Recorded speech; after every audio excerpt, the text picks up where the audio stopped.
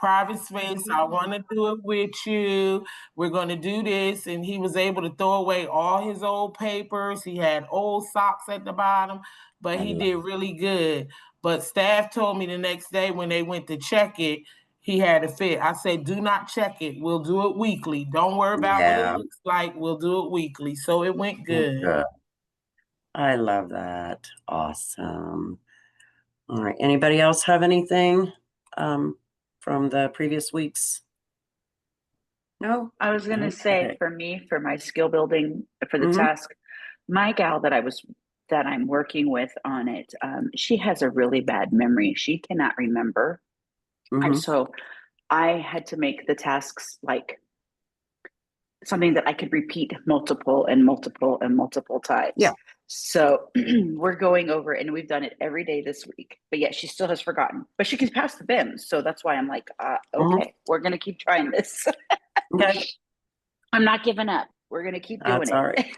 Persistence is key, right? Exactly. Awesome. I can be just as annoying as anybody else. That's one way to do it, right? I love that. That is so great. All right, good job. Okay, so this week we are talking about coordinating. Oh, grab, give me like a half a second here. I have these open and then apparently I closed them because I like to make my life harder than it needs to be. All right, there we go. All righty, let's get this party started, folks, shall we? All right, and again, just make sure everybody's on camera. Oh.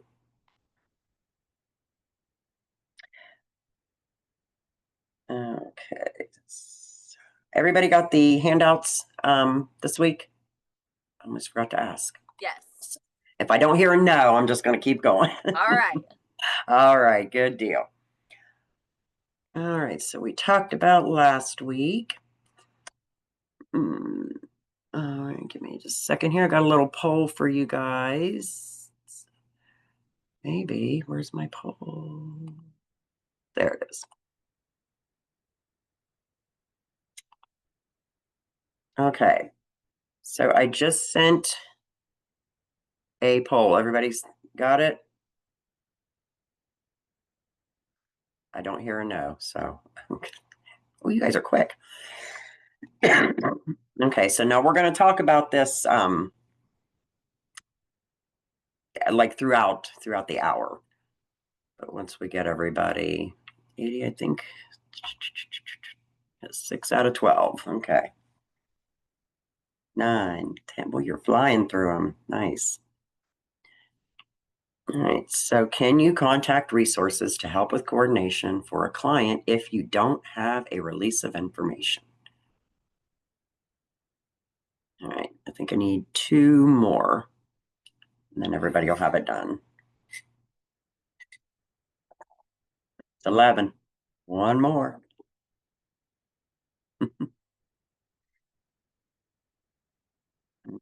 So just on that, I'm waiting on that last one. Okay, who hasn't taken it yet? Because I'm just missing 1. Could it be me? Oh, Stacy, good gravy. It didn't even occur to me. That's funny. And I clicked off of it, so I can't. Sorry. That's so funny. No, that's fine. Didn't even occur to me. All right, so we've got 64% of you saying no, 27% of you said yes, and 9%, 1 said maybe. So we're just going to talk about it real quick. So I'm going to take 3 of you, please. And we'll raise our hands. That way we kind of get in order. But 3 of you, why? Why did you respond what you responded? I need give me a yes person, a no person, and whoever said maybe. I want to hear from there. So who was the maybe? Oh, I can't see. Can you see me? I can hear you. You can't see me? Well, I've got, my screen's a little different. So it's. Okay. It's Holly. Okay. Hi. Hi. So I'll lower my hand. You're okay. I put maybe because Okay. I feel like if you're not providing any information to the person, So I'm not releasing any type of HIPAA violations, names, or anything like that. Mm-hmm. But then if it's within the facility and I'm trying to coordinate for that client, Mm-hmm. then I feel that that's different. And I can tell them, hey, can we look at resident resources maybe to be able to provide this person with what they need? But for Okay. outside contacts, I didn't maybe I read into it too It's much. funny. No. I'd rather you overthink it than not think it, right? Okay. Like truly. Because you don't want to Okay. provide any information about your client to There it outside is. providers. But if it's There it within the is. facility, then I felt like, yes, you can. Yeah, I think you're right on that fence. Like Okay. you really are. You really are. You're heading the right way. Pearl, All right. what you got? Thank you, Ollie. You're welcome. So just kind of following up from Holly, I just went on the assumption of outside resources. But she made a really good point. I would share, inside just that first name, but if it's outside, unless there's a consent and we've discussed that, I would not share that outside of the facility. Right. Good. And then who said yes? If I can get one of the people that responded yes with kind of like your reasoning. Anybody? Alexis? Yes. So I said yes, just based off of kind of similar to what Holly was saying. Mhm. If an outside agency is coming in asking questions about a client, you don't want to give out any client information. So I just said no, just based off of that. And even if a person does have a release of information, you do still have to be mindful of the information that you're providing. You can't just tell the client's whole life story. It has to be Right. pertaining to the situation. So that's why I said yes. Nice. All right. Good job, guys. And I'm always interested, like in the reasoning, why are we selecting what we select? Very good job. Thank you. All right. And we're going to get into it some more. Don't worry. All right. Week 4, coordinating. Okay. So coordinating, it's kind of taking ongoing assessment of needs to the next level by providing follow through on the ISP. The goal should be that the client will eventually do this on their own independently, maybe with accommodations or with minimal supports necessary, but that they would be able to do it independently. So why, and I'd like to hear from two that I haven't heard from yet. Why is coordination a key concept for TBS services? Why is coordination important? Like, why does it matter? And I need two peeps. Kaya? Coordination definitely is valuable to the services that we provide for our residents because they have multiple levels of hierarchies of needs. And so each of those needs have different services. So if we're able to coordinate, for instance, transportation, or if we're able to just budgeting. So just having that assistance of coordination with yourself as well as with the facility social worker and everybody. So getting everybody on the same team on the board definitely can help that resident pursue whatever needs or wants that they needed at that time. Nice. Very well said. Thank you. All right. Anybody else have a point, comment they want to add to what Pearl said? No. All right. Thank you. Good job. Okay. So treatment coordinating. You can reference, we all know the SNAP assessment, right? One of our favorite tools. You can reference the SNAP assessment from series 1 because what you're coordinating should be based on the needs that are identified and outlined in the client's treatment plan. Now that you've created a treatment plan, now that you've created a great treatment plan based on the client's needs, now we're going to implement it, right? So the process for treatment planning: needs determine goals, goals determine objectives, objectives determine interventions. So everything starts with the client's needs. What do they need to be successful? All right, at the beginning. So linking with resources is commonly thought of as a major part of coordination. However, there really is a whole lot more to it than that. So in workbook 1, what you received in Smart Care training, we learned how to use resources like 211, 211.org that can find supports to assist clients in getting their needs met. But it's a whole lot more than just getting a name and number for a doctor, right? Or making an appointment for somebody.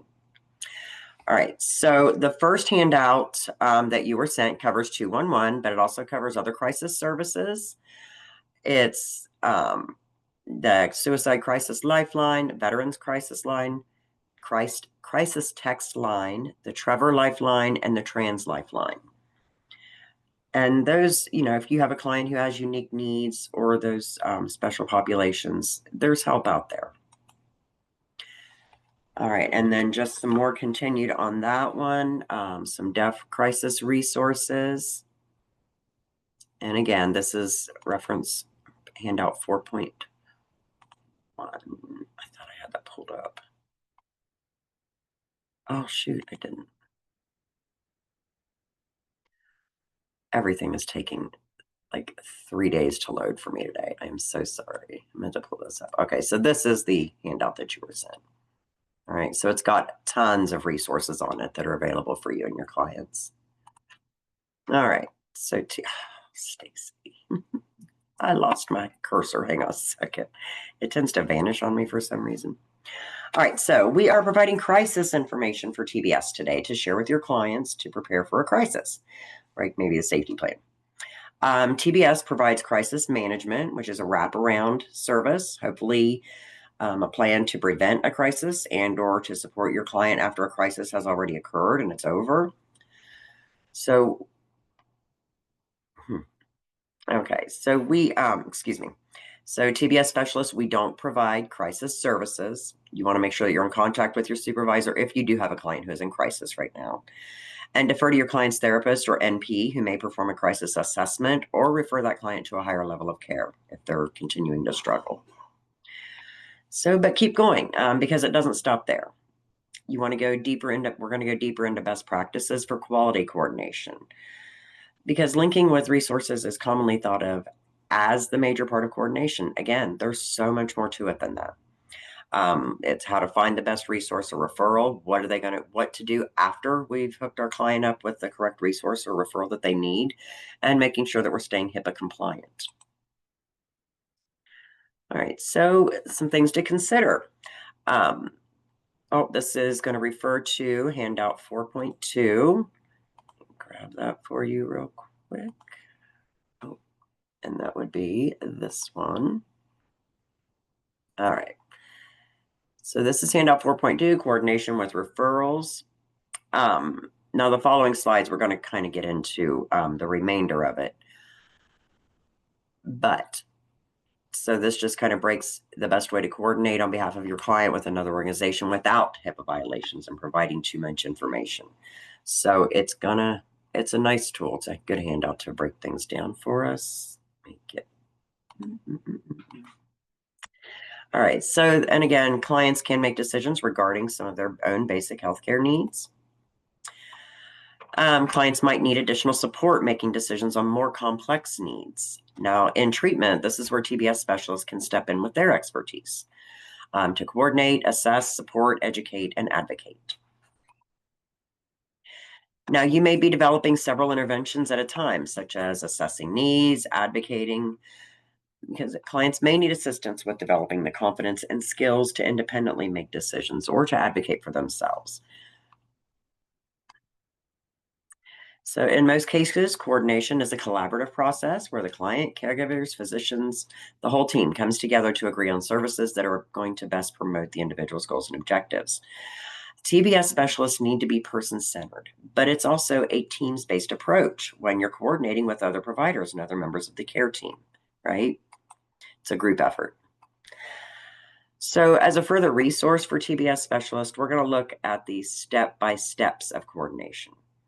Right? And this is, again, referring to that second handout. So to continue to assess the needs of your client, reading assessments and evaluations and becoming familiar with your client's diagnosis and any potential barriers that they may present for your client. You want to gather as much information relevant to your client's needs and determine what services that your client needs, what they're going to benefit from.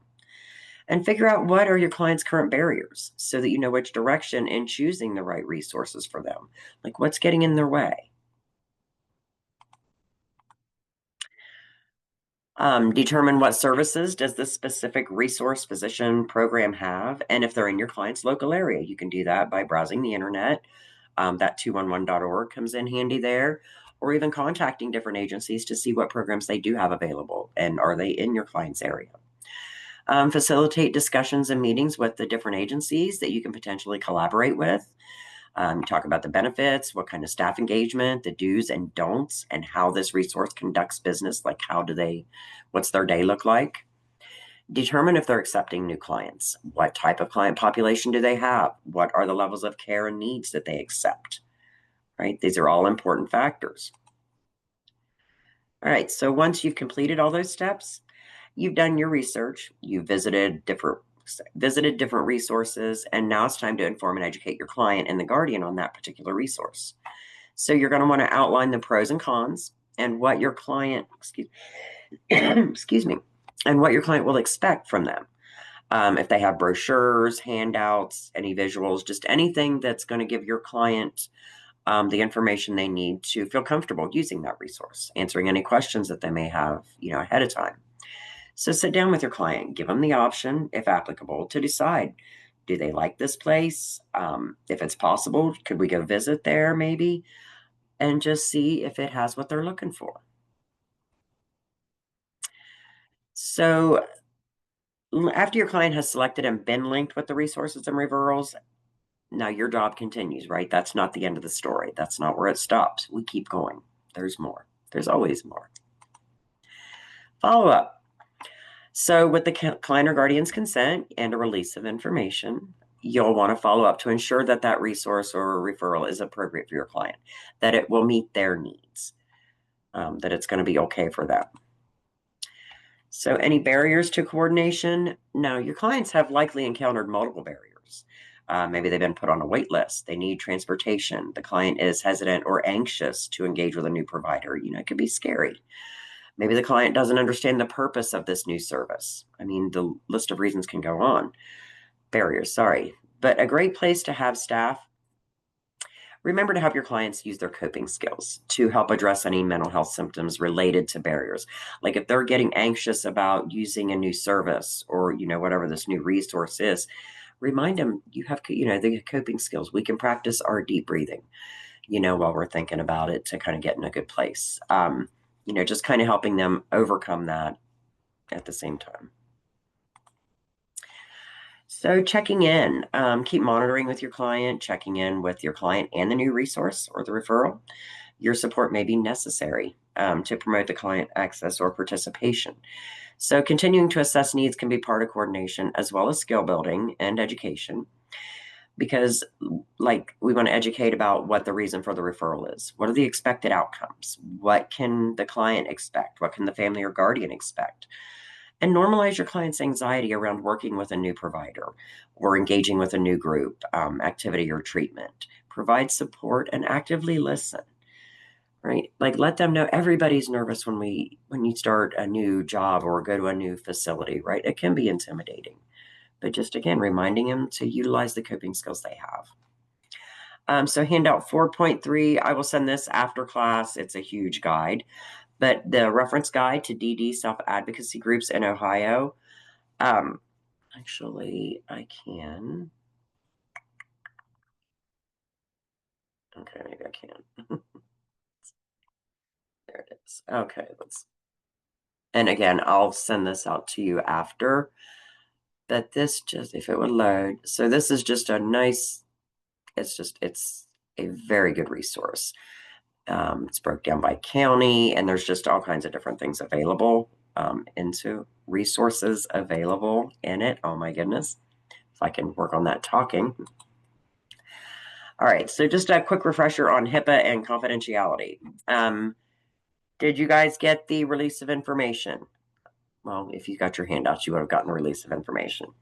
Okay, so when we talk about confidentiality, so remember, if you are communicating with somebody other than your client or their guardian or another ViaQuest employee, and you're sharing PHI, protected health information, you must have a valid release of information or an ROI, and it also be referred to as a standard authorization form. No ifs, ands, or buts about it. You have to have that. Now, PHI, protected health information, is under U.S. law any information about health status, provision of health care, or payment for health care that is created or collected and that can be linked to a specific individual. This includes any part of the client's medical record or payment history. And you can go to www.hhs.gov/HIPAA for more info.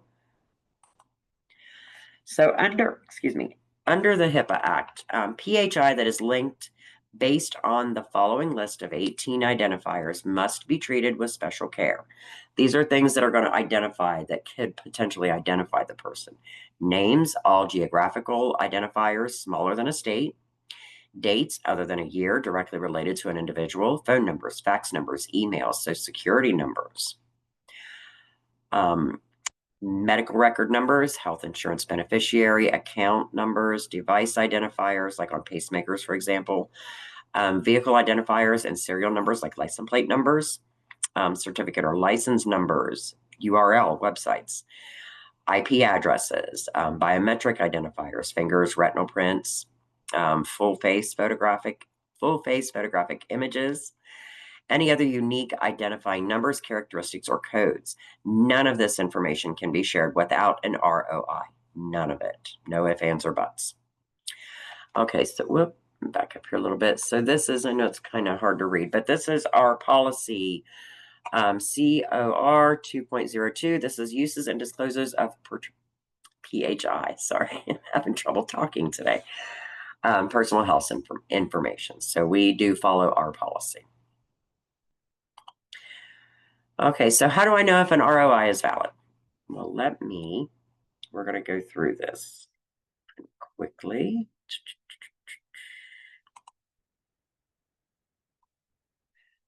Whoops, wrong one, sorry. Didn't mean to do that. Oh, come on. I'm clicking everywhere but what I want. Okay, so do you guys have the ROI pulled up?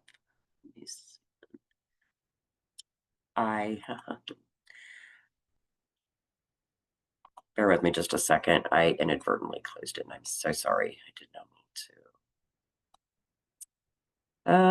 to. Actually, you know what? Let me just do it this way. We'll make it a learning thing for everybody.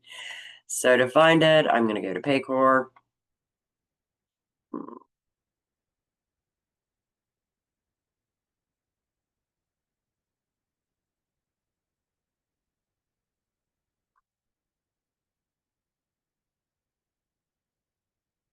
All right.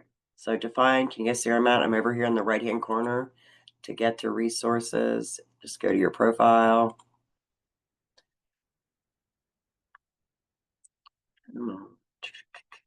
Assignment, documents. And then it'll have any documents for you under that tab. And then if you click resources,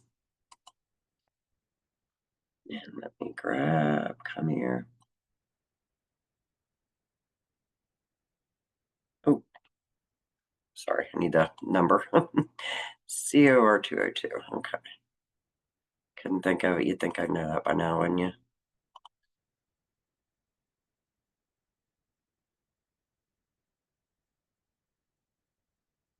And there's the release of information. So there's the PHI policy, and then here's the form. Release of information. All right.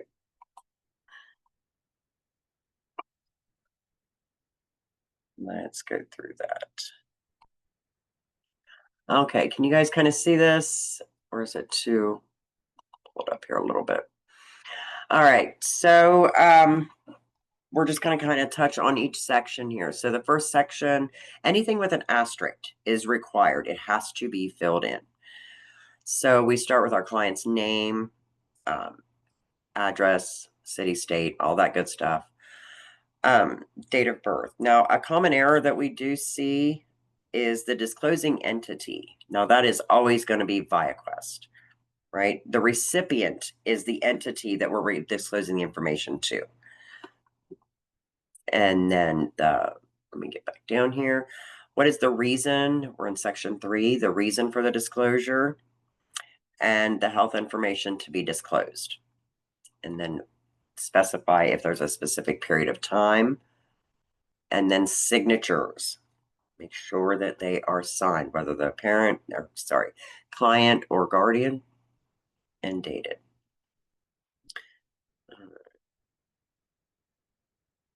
Okay, so again, this just kind of answers that. You can access the blank release of information. Oh my word.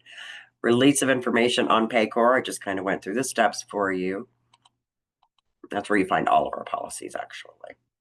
Oh, we did this. I got ahead.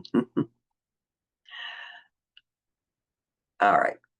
So now, just kind of, since we've talked about it a little bit, has anybody's opinion changed about the poll question that we took earlier? Have you changed? Has your mind changed about what you might have answered? Yes or no? If we can release information without it, can we discuss anything without it? I'm butchering that wrong. Anybody change your mind, Holly? I don't know. I'm still on the fence. I don't know. You tell me. But that's right. Like, right. Okay. Outside of a facility, no, we're not, without a release of information, absolutely not. Right. But maybe I am looking at a new day program or, whatever. I can absolutely get that information without disclosing anything about my client, right? I can ask questions based on what I know what my client needs. I can ask questions based on my knowledge that doesn't have to have my client's name, any pertinent information about them at that time. So it is going to depend. Does that make sense? It does. So we work closely with Valor, which is someone who comes into the facilities. And because I'm a TBS only facility at one of mine. So the NP and I will discuss, hey, have you noticed anything? This is what I've seen. We've upped the Depakote is what, he'll coordinate with me on that. Great. So that way I can watch for behaviors and kind of monitor to see. I mean, it's an outside company, but it's the same coordination with the same person or the same client. So that's now why that's like a separate service right outside of ViaQuest. Is that what you mean? Yes. So they probably already have their own, if they're in the facility, obviously they do. They wouldn't be prescribing medication to people. Yes. Yeah. He's a nurse practitioner. So they come in and have the nurse practitioner and up the medications, and then they'll come find me and tell me, hey, we increased Depakote. Can you keep an eye on behaviors or let me know if you've noticed anything? So we'll coordinate. You're coordinating. Yes, that's it. And that's what it's about. Okay. And it's just kind of being mindful of the circumstance, right? Because a lot of things are, well, it depends on this and this depends on this. And that's very true, right? It's black and white, but it's not. Right. If that makes sense to anybody. So I'm going to keep mine as a maybe, Stacy. And that's okay, because it kind of is. It right? is. It's not, y'all aren't right or wrong here. It depends on A, it depends on B, depends on C, depends on D. Like it all kind of, so you're okay. All right. Okay? Is there anybody that's not clear? I guess that would be my biggest concern. Like if you're not sure, reach out. I'd rather have somebody reach out and ask the question like, hey, do I need a release of information to do this, or this? Just to cover, to be safe, cover yourself and be doing the right thing. Right? All right. Thank you guys. All right. So the answer is yes. As far as the poll question, yes. Just be sure not to disclose your client's personal health information. You could ask all kinds of questions about a resource or facility without disclosing anything to, kind of figure out if it's going to be a good fit for your client, right? There's ways around. All right. You guys do a good job. Thank you. Oh, just block myself off. Okay. So, all right. Well, we don't have a lot of time for a breakout room. So what I am going to do, we've just got a little short activity here because, guys, I love to engage. So what coordination questions, and I want to hear from, I'm going to say 5 of you. I have 5 people that we haven't heard from yet today. All right. So what coordination and just one from each person, please.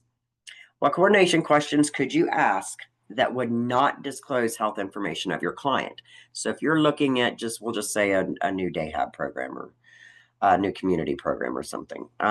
What are some things that you can ask to see if it's going to be a good fit for your client without disclosing anything about your client? Does that make sense? What I'm asking? Yeah. I see a hand raised. Hold on, let me see here. Deneen, go ahead. What type of programs that they would maybe benefit from that they provide on a daily, basis, Perfect. how they would engage in these programs. Nice. Good job. Thank you. Anna?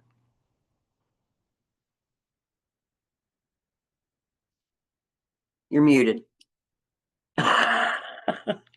I'm on the iPad, and so There you it go. like takes time for it to like. It's fine. You're fine. I would probably ask what are the types of disabilities or different skills that they use or they accept. Good question. Okay. What else might we ask? Who do we got? Who have I not heard from? I see a hand. Preston? Last name. Anna. There's, I had your last name. Your first name was blocked. I couldn't see it. We could ask, like what the requirements are for any kind of programs or things. Like I reached out to a church one time because one of my clients needed a ride to church. And so I just kind of asked, if they had any rides available or where they pick up from and how far. Yeah, because you don't need anything personal for that, right?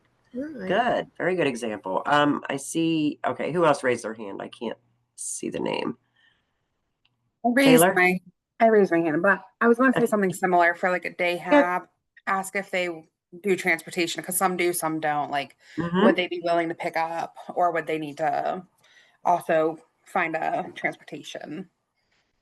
Perfect. All right, and one more. Give me one more. Who we got? Trishawn. Am I saying I don't want to say your name wrong.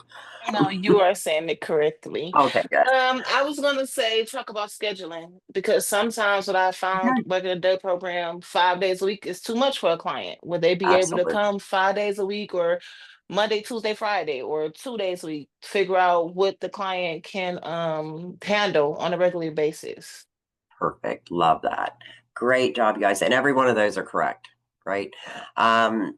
What populations do you serve? Are you taking new clients? Is there a waiting list? What type of clients are most successful? Excuse me. What kind of technology? Is there orientation? Like there's a lot of things that we can ask without getting into the personal side of it, right? So very, very good job recognizing that, guys. Awesome. Okay, and coordinating is not easy. It requires many skills as a TBS specialist, and you may need to engage in the client in multiple interventions and activities in order to accomplish successful coordination, right? We can be educating, we're providing active listening, or encouraging them to utilize active listening. We're questioning things and brainstorming, looking for opportunities for them to be able to grow more, right? And we're modeling that behavior. They see us, working with others or playing well with others to accomplish an end goal, right? So they get to see all that. So there's the role modeling for them too. Okay, so I'm going to give you a scenario here. I'm going to give you a few minutes to read this. And then we are going to discuss what type of coordination we might engage in, either inside or outside of the LTC, to improve functioning and decrease symptoms. All right, so I'm going to give you guys, I've got 10:39. I'll give you through like 10:41, and then we'll pick back up.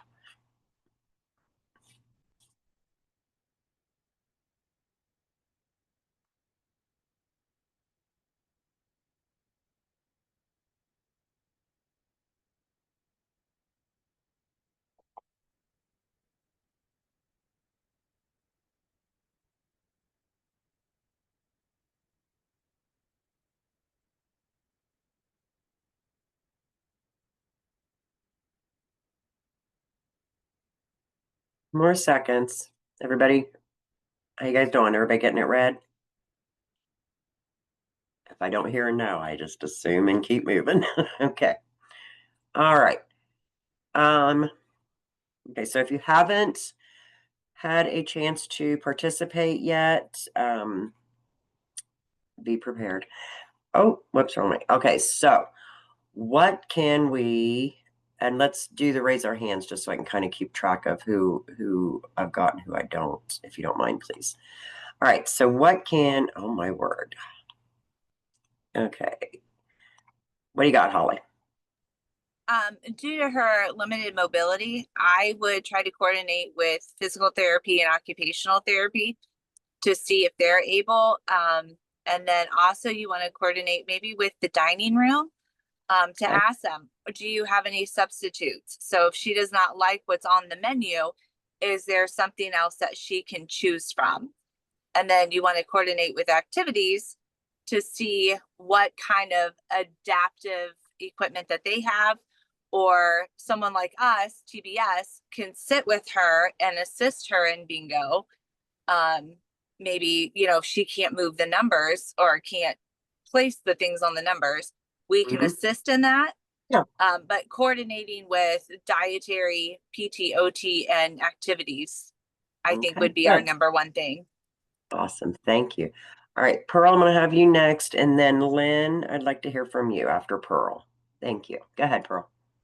Kind of going off of what Holly said, the first one I would talk to would be the dietitian there.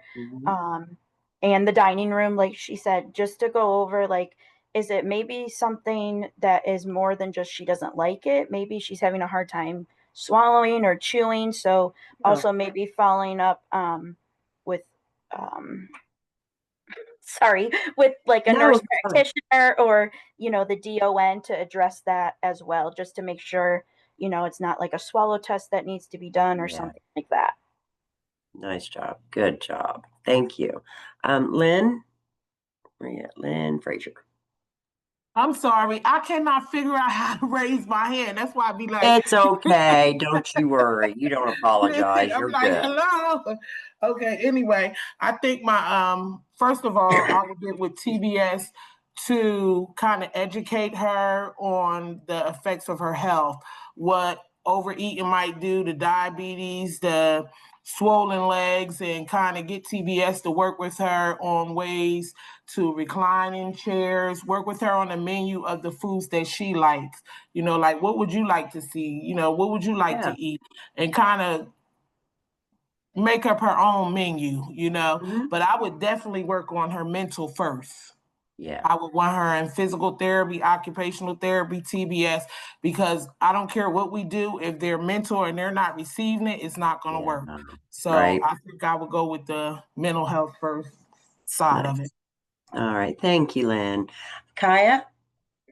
I would also reach out to a therapist, because it states that she feels ill and expresses remorse. So that could be like a eating, so more of a mental. So having someone who's educated in eating disabilities or anything like that can definitely be edged on with having some type of, you know, additional services for her. All right. Thank you. You guys are so great. Nice job. Very, very nice job.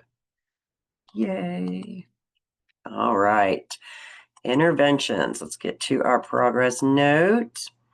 All right. So again, the intervention of the week is coordinating. It needs to be selected in the progress note that you will turn in, as well as an activity. And it all needs to kind of tie back to that client's mental health diagnosis and medical necessity. So for this one, we've selected coordinating, assessing and coordinating with natural supports, and linkage with or to community supports or resources. All right, so our client response. All right, so we're gonna, well, for our boxes, we've got participated and engaged, and we addressed some barriers. Let me give you a bigger one that's easier to read. There, now can you see that one way better?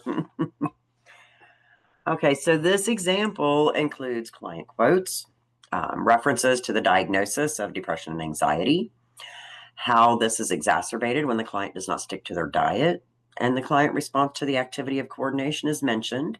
Progress is noted objectively. It links improvement in client symptoms with participating in the support group and planning ahead when eating out. But she will need TBS or other support to be linked up with the support group and to make healthier food choices. So this coordination has not happened yet, according to this note. All right. So reading this, can you point out anything that's missing, or what could make this better? What might make this a better client response?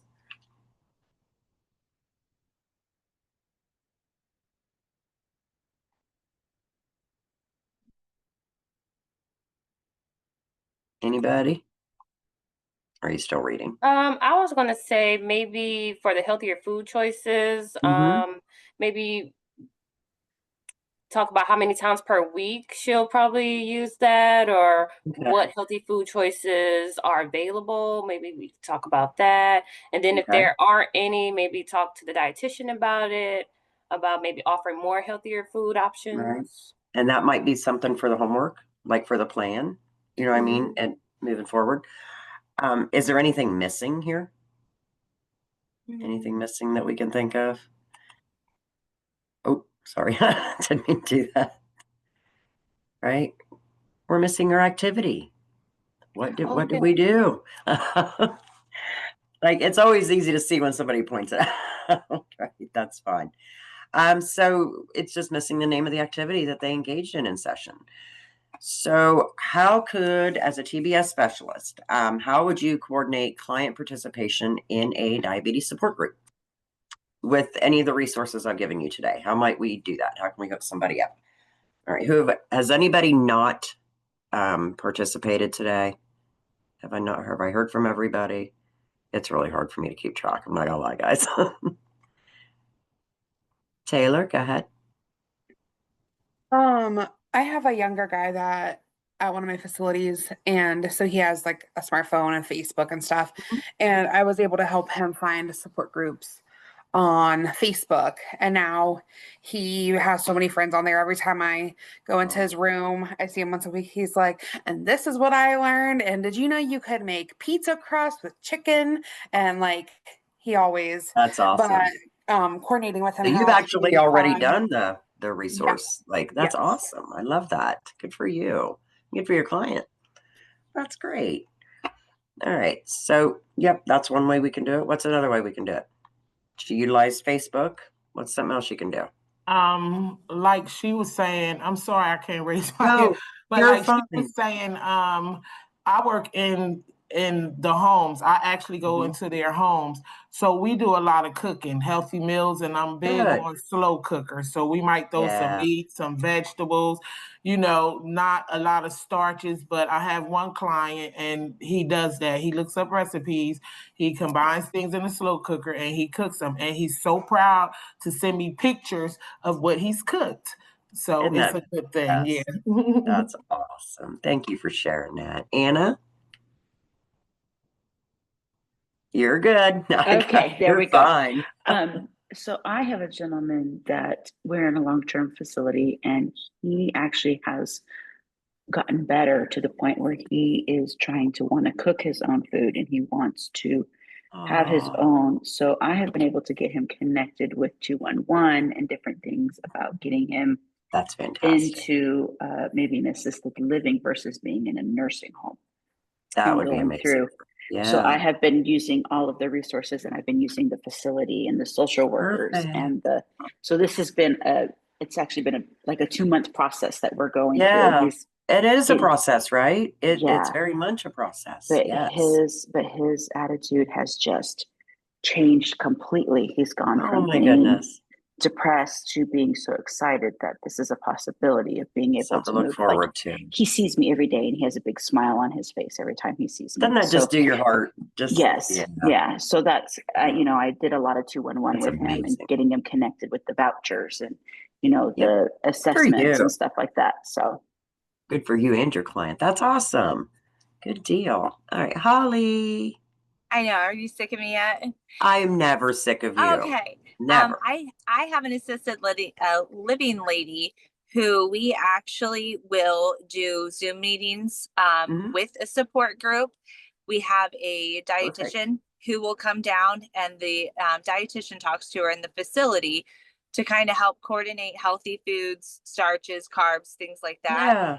And then I will help her on her tablet to order and do a Walmart drop-off order. Mhm. So she'll be able to go through and do her strawberries and her fruits and veggies and have them delivered to her Love that. room in her mini fridge. That is awesome. Yes. All right. You guys are on it. I love it. Oh my goodness. Good for you and your clients. That's awesome. All right. Homework. Mhm. Oh, and I lost my cursor again. Really, Stacy? Oh my goodness. Okay.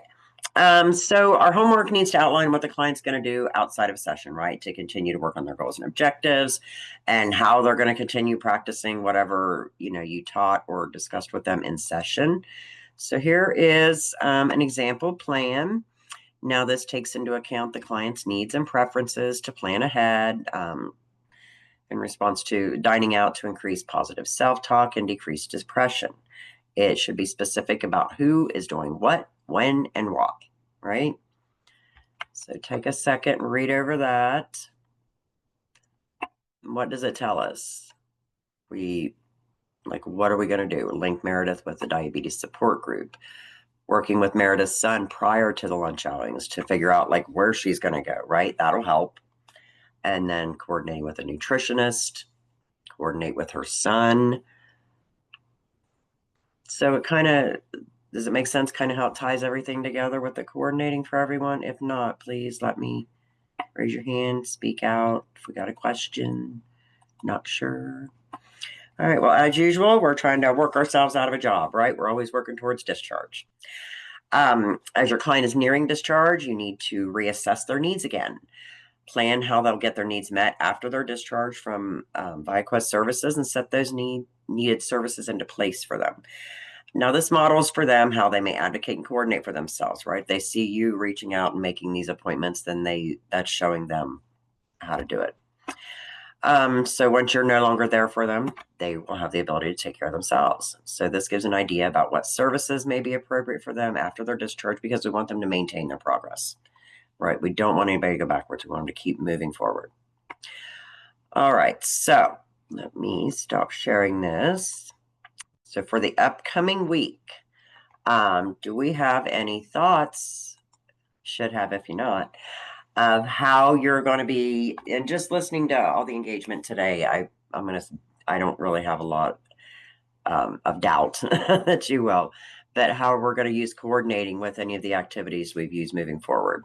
You guys already thinking of peeps, and like I said, from just the engagement and the examples you showed me, so you're already utilizing, and I love that.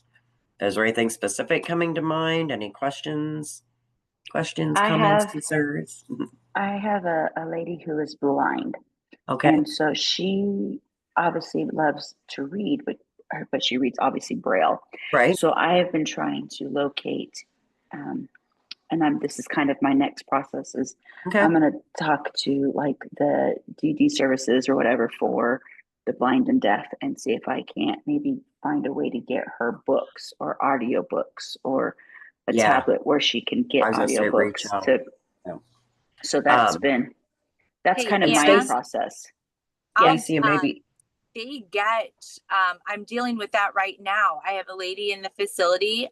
If you know how they have the government phones, they now offer the a free tablet for them. So nice. Yeah. So if you can coordinate with their social worker and have her fill out all the information and send it in with how they did the cell phone, you get a 10-inch tablet for free.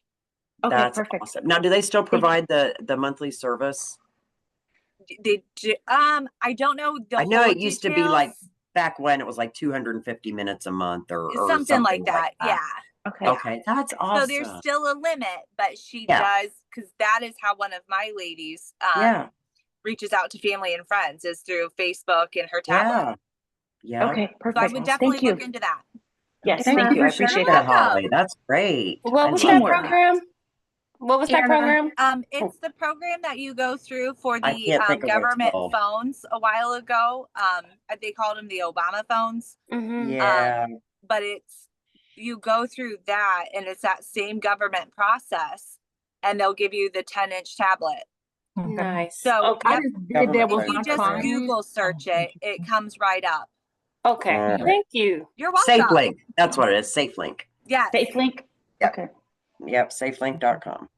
Anna, Because I was actually, also I did I assurance think there's for different mine. ones now, For but my yeah, and guy. then there's Assurance. That's I just pulled that Yeah, one I up did assurance. too. Mm-hmm. And Okay. also assurance I felt was kind of hard to go through. Like I felt like that was a lot of leaps and bounds for Right. a phone. Mm-hmm. Okay, so Oh, it was easy. Lifeline. Did Oh, you? sorry. Mhm. Lifeline. It says Lifeline is a federal benefit that provides a discount on monthly phone. So I don't know if that's something separate. Okay. So Assurance. I think that's the actual program though. It's is probably have to Lifeline. be assurance only then.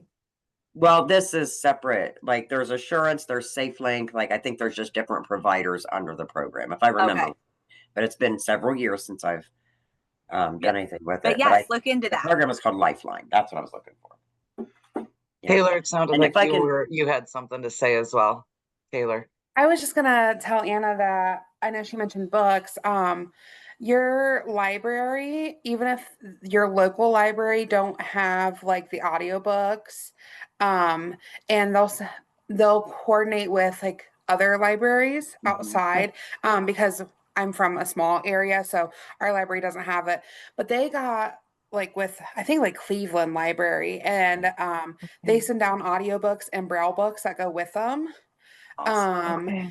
And they'll send them straight to the facility. But if you just talk to your local library, and I was able to have my guy fill out his like form for the library and then just mailed it into the library for him, and he was able to get all those audiobooks and Braille books that go with it. Okay, perfect. Awesome, Taylor. Thank you for sharing that. That's a great. I'm making my notes. About it. Atta girl. Good job. I'm telling you, there's a lot out there if you can find it. And I didn't even think about the library, so that's awesome, Taylor, because they have tons of resources, right? They really do.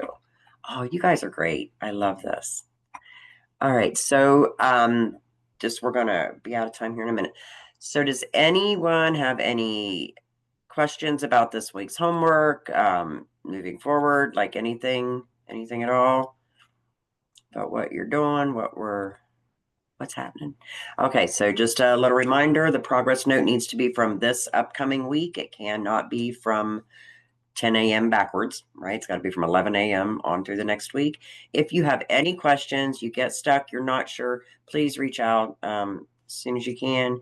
And I've noticed, like I've had some people that had some questions about quizzes, but they didn't ask until kind of like the last minute. You're never going to bother me. If anytime you're not sure, please don't wait. Just reach out and let me know. Like I want, you guys are all doing so well. I just want to keep the momentum moving forward. You're all doing really, really great. All right. Well, have an awesome weekend. If nobody else has anything. No. All right. Well, thank you all again. Great class. I love the engagement. You guys are wonderful. Have a good weekend, and I will see you next week. Bye Bye, bye. Stacy. Thank you. Thank you. Stacy, if you want to Thanks. stay on real quick, Yep. I can let you know what I did. Okay. I got you.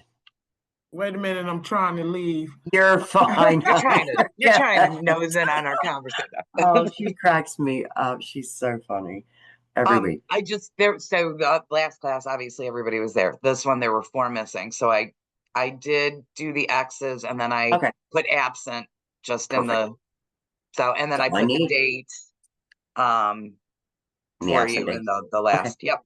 You're so awesome. Thank you so very much. Great job today. Thank you. Oh, thank you. Appreciate it. Well, have a good day and a good weekend. Thank you. You too. Bye-bye.